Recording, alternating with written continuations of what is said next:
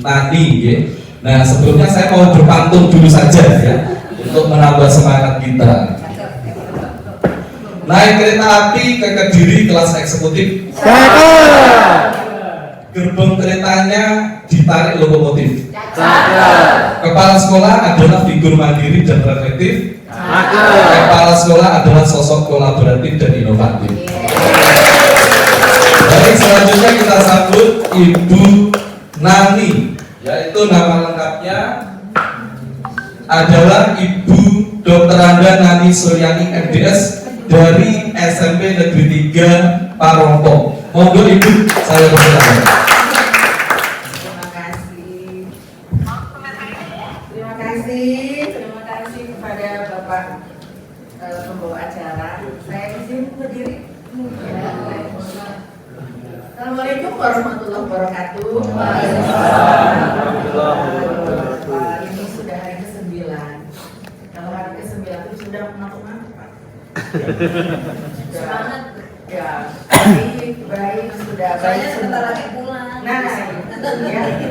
Jadi sepertinya hari ini juga kita lebih baik ngantuk-ngantuk aja, Pak. Ngantuk-ngantuk aja. Mohon maaf saya tidak menyediakan atau memfasilitasi presentasi seperti Pak Zainal dan juga Pak Taufik ya. Ini presentasinya ngobrol-ngobrol saja, ngobrol santai saja. Tadi sudah dijelaskan, saya Nani Suryani dari SMP Negeri 3 Parongpong. Ibu dan Bapak, mulai dari mana? Ketika harus memaparkan profil tentang sekolah, kita mulai dari mana biasanya? Visi. Dari visi dan misi, betul. Tadi juga sudah dibahas. Visi, misi SMP Negeri 3 Parongpong adalah berkesan. Jadi misi kami adalah, visi kami adalah berkesan. Berkesan itu harus yang mengesankan. Kalau di guru penggerakan, kalau membuat visi itu harus selalu yang baik ya. Jadi kalau kita membuat visi itu jangan visi yang menimbulkan kesan negatif, betul? Jadi kami juga ingin membuat visi yang memberikan kesan. Makanya kami memilih visinya adalah berkesan, berkarakter, edukatif, kreatif, dan berwawasan lingkungan. Jadi kami memberikan visi adalah berkarakter. Mengapa? Karena karakter itu sangat penting. Menurut kami adab itu sangat penting. Betapapun kita memiliki ilmu yang baik, tetapi ketika adab kita atau karakter kita tidak positif, maka hal itu mengakibatkan tidak sinkron terhadap perilaku yang kita implementasikan. Oleh sebab itu, maka visi yang pertama kami adalah berkarakter. Sehingga ketika kita mencanangkan sebuah visi karakter, maka semua program-program kita itu bermuara untuk menciptakan, membentuk, menjadikan anak-anak berkarakter positif. Kemudian visi kami berikutnya adalah kreatif. Ya, bagaimana kita membuat sebuah program yang menstimulasi, yang menimbulkan, membuat anak-anak menjadi anak-anak yang kreatif. Kemudian kami juga adalah program berikutnya adalah religius. Maka dalam mengejawantahkan dari visi itu, kami membuat program-program yang mewadahi anak-anak untuk tampil religius. Misalnya melaksanakan sholat duha. Kemudian kami juga ada ekskul, BTI, bahasa tulis Quran ya. Jadi kemudian sholat zuhur berjamaah. Sehingga program-program kami yang kami lakukan selalu mendukung terhadap visi. Kemudian kami juga melaksanakan edukasi. Maka kami juga memberikan pelatihan-pelatihan kepada siswa seperti pelatihan kegiatan warna merah, kemudian juga pelatihan-pelatihan seperti pelatihan dasar untuk camping, pelatihan dasar, kan ya. Dan terakhir adalah berwawasan lingkungan.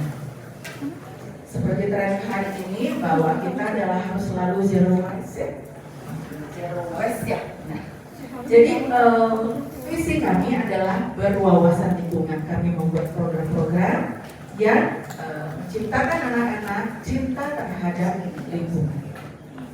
Nah, kemudian Bapak dan Ibu, sebetulnya apakah kepala sekolah, passion kepala sekolah, kemudian kepala sekolah itu sebagai motor, betul tidak? Sebagai motor ya, sebagai motor yang menggerakkan, maka dia harus memiliki visioner ke depan, dan itu juga visioner kepala sekolah juga mempengaruhi terhadap interaksi dengan guru-guru dan siswa.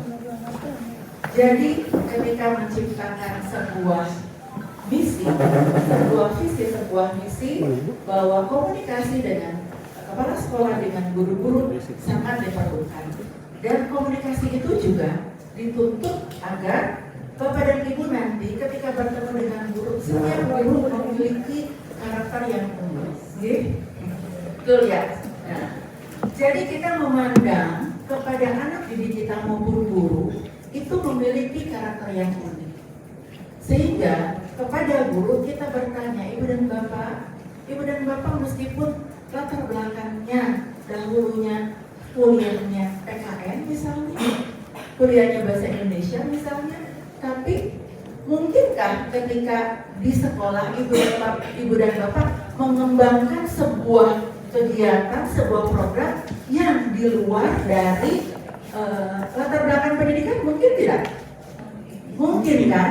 Nah, disitulah bagaimana kepala sekolah bisa menggali potensi-potensi yang tersembunyi yang mungkin itu di alam bawah sadar Bapak dan Ibu guru, yang karena tadinya mungkin latar belakangnya matematika, tapi sebetulnya memiliki potensi yang terpendam, itu bisa dimunculkan oleh Ibu dan Bapak, sehingga di sekolah Ibu dan Bapak itu semua tersalurkan, baik bakat minat guru maupun juga bakat minat siswa-siswanya. Kemudian dalam menjalankan roda, bukan roda pemerintahan mungkin ya, roda organisasi sekolah itu peranan Bapak dan Ibu adalah keteladanan yang utama. Betapapun Ibu dan Bapak nanti memiliki kecerdasan intelektual, tetapi dalam kegiatan keseharian keteladanan Ibu dan Bapak, cara berbicara Ibu dan Bapak, kepribadian Ibu dan Bapak itu merupakan hal yang bisa langsung dicontoh oleh para guru dan juga para murid. Jadi yang pertama Ibu dan Bapak jangan hanya slogan ketika keteladanan itu ya. Ibu dan Bapak keteladanannya adalah memberikan reward kepada guru dan juga kepada anak-anak, maka lakukanlah itu. Jangan pelit terhadap reward. Jangan merasa Ibu dan Bapak, mohon maaf ya, saya dari guru penggerak, misalnya saya dari kepala sekolah penggerak, lalu Ibu dan Bapak menganggap misalnya contoh ya, Bapak bahwa semua serba tahu, semua serba pintar. Mohon agar Ibu dan Bapak menganggap guru-guru adalah rekan, guru-guru adalah mitra yang mungkin juga memiliki sebuah pengetahuan yang bisa didiskusikan. Jadi kuncinya adalah Ibu dan Bapak jadilah mitra. Jangan beranggapan kepala sekolah itu adalah orang yang duduk di kursi yang bisa goyang-goyang kursinya, bisa putar-putar kursi kita, sehingga tidak tersentuh. Tetapi jadilah kepala sekolah yang negosiator, yang bisa dinegosiasi, yang bisa menjadi mitra. Anggaplah bahwa guru-guru kita adalah mitra, sehingga ketika guru-guru kita menjadi mitra, maka semua ide-ide yang dimiliki oleh guru bisa dimunculkan. Sebab ketika Ibu dan Bapak berada di atas dan guru-gurunya merasa di kemampuannya di bawah, maka biasanya tidak akan memunculkan ide-ide positif. Akan terjadi gap di antara komunikasi kepala sekolah dan guru. Jadi ibu dan bapak, kalau dari guru penggerak sudah keren-keren semua, pasti modul-modulnya sudah dipahami, coachingnya juga sudah pada lulus ya. Jadi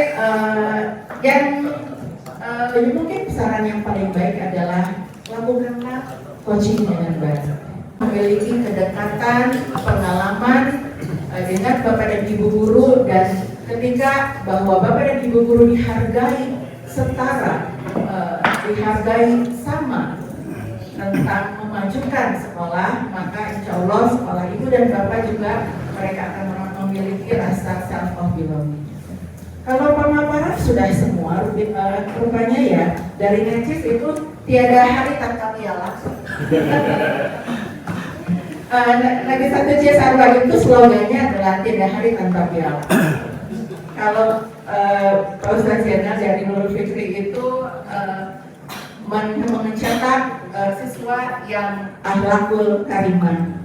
Iya. Kalau Miss Nenden itu kepala sekolah SMP Cisarua itu adalah kepala sekolah yang sekolahnya selalu ceria, selalu yang terdepan untuk kegiatan-kegiatan ceria.